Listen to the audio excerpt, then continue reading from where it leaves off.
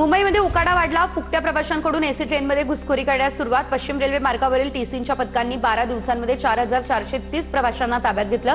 14,97,000 हून अधिक रुपयांचा दंड वसूल केला। महिला प्रवाशांच्या सुरक्षित प्रवासासाठी मुंबई उपनगरीय लोकल ट्रेनमध्ये लवकरच आता गुलाबी कोच सुरू होणार। महिलांसाठी विशेष लोकल सोडल्या जातात, तरीही गर्दी कायम, त्यामुळे प्रशासनाचा हा निर्णय।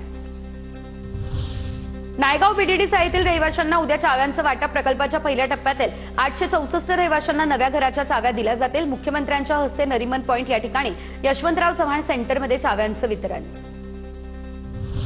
भिवंडी या ठिकाणच्या मराडेपाडा इथे उभारण्यात आलेल्या छत्रपती शिवाजी महाराज मंदिराला तीर्थक्षेत्र ब दर्जा मंजूर।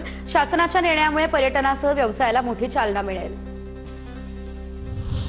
मुंबई आणि उपनगरांमध्ये नियम मोडणाऱ्या 20 लाख वाहनांवर वर्षभरात ई-चलनाची दंडात्मक कारवाई। विधान परिषदेतील तारांकित प्रश्नाच्या उत्तरातून कारवाईची माहिती समोर, तर अर्ध्याहून जास्त चलान हे अवैध पार्किंग संदर्भातले असल्याची माहिती।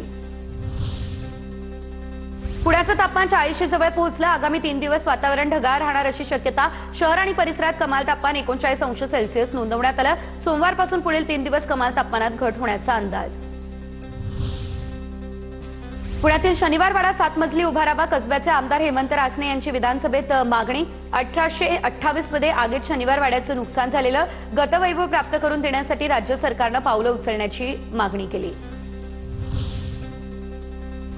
पुण्यात आरटीओकडून 146 रिक्षा चालकांवर कारवाई। स्वारगेट चौकामध्ये आरटीओ आणि परिवहन विभागाची कारवाई। नियमित कारवाई आता सुरू राहणार अशी प्रशासनाची माहिती।